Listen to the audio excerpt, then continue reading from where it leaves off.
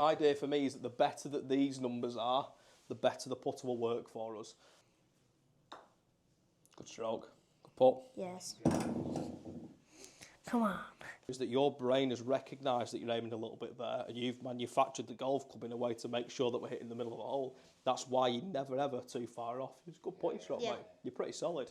Scottsdale Golf, and I'm going to have a putter fitting, and I'm so excited.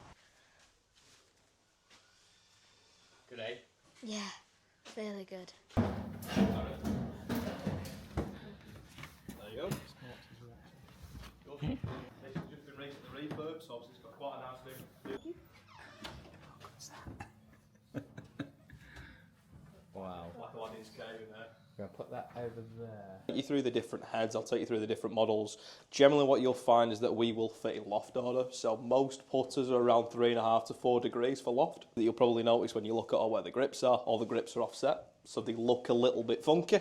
So when you look at where the bottom part of the grip is, let's take this one for example. Obviously if you look at a normal grip, it will go straight to the middle.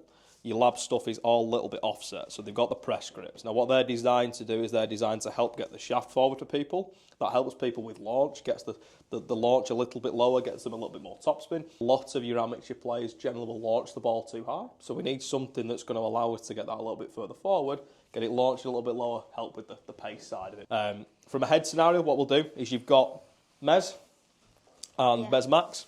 So they're like your fang-shaped putters. The idea is a little bit more sort of looking, they're a little bit more futuristic, but they're not out there compared to your normal stuff.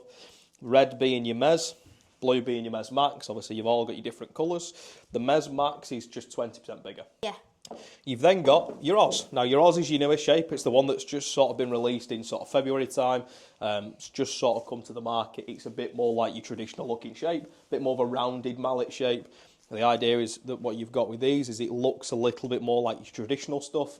The difference that you've got with Oz, which is interesting, is like we've got all these press grips, like on your Mez and on your DF3 and stuff. The Oz, you've got the option not to. So let's take this one for example. The shaft in that just goes straight up. So you can have a normal grip on Oz if you want to, essentially. So it's very sort of 50-50 whether people like it, whether they don't like it. Some people react well to those offset grips. Some people don't like them. You've then sort of like got your DF3, which is your flagship putter, the one that they're most well known for, which is this one. What I'm measuring is I'm measuring between the dots there, just to the dots there, so essentially the machine can pick up where centre is, so where the middle of the face is, and where the lie angle and stuff is, etc. As soon as the machine beeps, you're good to go. There's your beep, you're all good.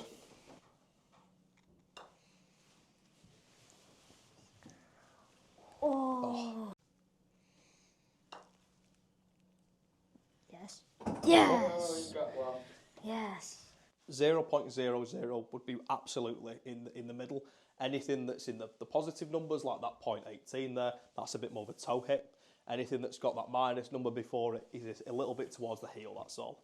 That's really, really good. Yeah, you've got 2 blues, 2 greens, solid. We hit the middle really, really consistently. That's really positive, yeah? The only thing you might look at a little bit is how much club speed we're putting in for what we're getting out of it. So is it efficient? Is it doing what it's supposed to do, essentially? That's sort of me just looking at it saying, is it making sense? Is it doing what it should do? Yeah? One area that we will look at is launch angle. Now, the only slight thing that you get a little bit is the ball just sets off a little bit low. And what it means is you get a lot of topspin. So you get loads and loads of topspin. The only issue that you might get with that is that you'll hit a few putts every now and again where it feels like it fires off really quickly. And it's not really you, it's just what's on the putter. It also could be me changing that grip. So based on how big that grip is, how big that press is, I can change where the launch is going to be for us, essentially. Yeah. So if I go into a smaller one, it'll launch up a little bit higher. I go into a bigger one, it'll launch a little bit lower, essentially. So that's what we're looking at from that aspect, yeah? Generally, pretty good. Numbers are quite solid. The big area for me that I'm always looking at is this page. This is essentially where the putts missed will be missed from, essentially. So this column here, we've got where we aim the putter. This column here is where the putter is when we return it back to when we hit the golf ball. So when we hit the golf ball, where is the club face pointing? And then this number here, this column, is the difference between the two of those. Now what that will show us is what we're doing during the putting stroke. Yeah? So what we're looking at the minute is anything with that minus is a little bit left. Anything in the positive is a bit more right. Now, obviously, perfect world would be 0. Everything straight would be 0, 0, 0, yeah? So what we're looking at the minute, we've got a little bit of a tendency. We aim a little bit to the left, that's all.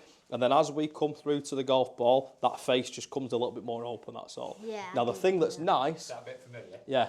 Yeah. The thing that's nice is that it matches up, yeah? Because that's really positive from my aspect. It means that wherever we aim, let's take this last putt, for example. Yes, we aimed 1.5 to the left, but then we delivered it at 1.49.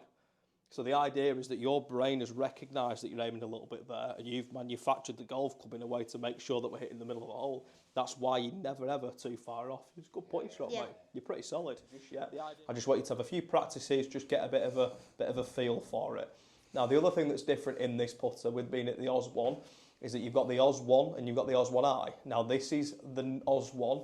The Oz 1i, I stands for insert. So what you've got in this putter is you've got the option for the standard face, which is like the other lab putters, where it's just like quite a soft, milled face. The other side of it that you've got is you've got the I, so the insert model, which is where it's got an insert. Now, you've got the choice of which one you want to go for, and it's based on feel, essentially. So this is the softer feeler version. You've got the other one, which is the firmer feeling version. Perfect. Oh. Good putt.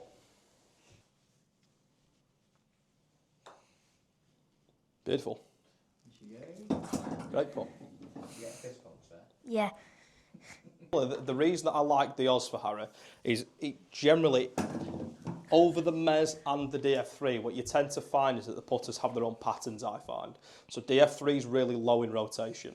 So what you'll find for some people, and it doesn't work for everyone, it's purely personal. Sometimes it works for people, sometimes it doesn't work for people. But if I give you DF3, for example, DF3 is really, really low in face rotation. So if you take it back straight through, it will generally stay pretty square. The idea behind the Mez and the Oz is still the same, that you should be able to take them straight back, straight through. I always find, though, for players purely looking at this head, because it's a bit more rounded, they generally tend to release it a little bit more. So because of that, what I'm after is if we've got a bit of a tendency for the face to stay a little bit open, if I give him something that looks wise, he releases more, he'll see it, and generally I don't think it'll want to get open as much. Now, could just leave it. That's the DF could leave it. Could do, definitely, yeah. So obviously that's what we want to test on Quintek for him. Perfect. I'm using the DF3. Good stroke.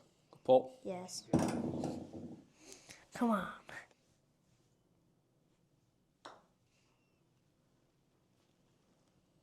Oh.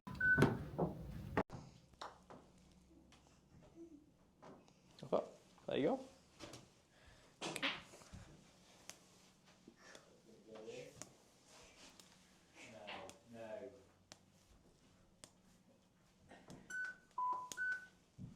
Standard stock shaft. Now, what you get with steel is because it weighs a little bit more, the head will feel a little bit lighter. So the more weight I put up at this end's always going to feel a little bit lighter. It's called swing weight. The other thing that you're going to get with steel is it's a little bit firmer in the feel off the face. It will make the face feel a little bit harder. Generally, the sound is a little more higher pitched. So what you'll find is that a lot of people are quite reactive to the way a putter sounds, way golf clubs sound in general. If you hit a golf club and you don't like the way it sounds, you're already a bit put off. So the idea is we've got to make sure that we like the sound of it. This is a little bit more high pitched. Like I say, comes in black, there's no upcharge to it, yeah? Yeah. What you've then got is Acra. Now, the way that Acra works is it's graphite. So because it's graphite, we can save a little bit of weight up this end, makes the head feel a little bit heavier, which we quite like because it helps the tempo, helps the flow of the golf swing, yeah? The other thing that you'll find with your Acra is that generally in Acra, because it's graphite, materials are just a little bit better, it just lasts a little bit longer, it's just a better build overall. That's why it's a little bit more expensive, that's all. Now, what you'll find from an Acra perspective is in the tip section, there's a little bit more in there, essentially. A little bit more graphite, it's a bit thicker. Now, what that does is it makes the face feel softer all across the face. So whether we hit the middle, the toe, or the heel, it will feel softer across the board because it dampens the head vibration. So when you hit a putt and you feel it, so when it feels really nice or when it doesn't feel too well, it's because the head has vibrated and that's what you feel in your hands. So the idea is that if we've got a putter that dampens those vibrations, makes those vibrations lower, it will feel softer off the face. So Acra comes in black or white, like I say. We're a fan of that white shaft that we quite like in the blue head potentially. That's the shaft that you can get in white essentially. Makes it feel softer. So what you'll do is the thing that I quite like about doing this test is we know that you hit the middle of the putter quite a lot anyway. What I want you to do, we're going to do some testing. I want you to hit a few putts with each, get a feel for which one you like, yeah? Ooh. Good putt.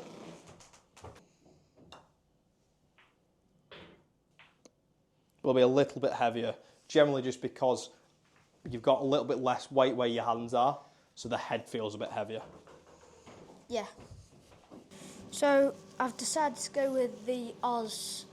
It's similar to what Grant Horvath's using, so that's part of the reason I like it. 34. Like, yeah.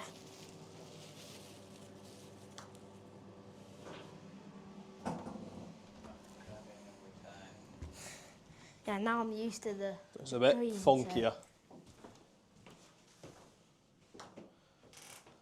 So that's your blue. Ooh. So we're going zero lean with a super stroke so we can get that launch up a little bit for you. Nearly finished, just time to choose the head cover. Perfect. So when we've got Oz, you've got an option of 2 different head covers. You've got the white icon with the logo on it, white leather, magnetic. You've also got the black one with the white stitching. Which one would you prefer? I like this one. White icon. Yeah, Yeah. nice. Brilliant. Thank you, Elliot, No for the worries. fitting. No problem at all. Lovely to meet you. Putting stroke's good. Keep going. Thank you.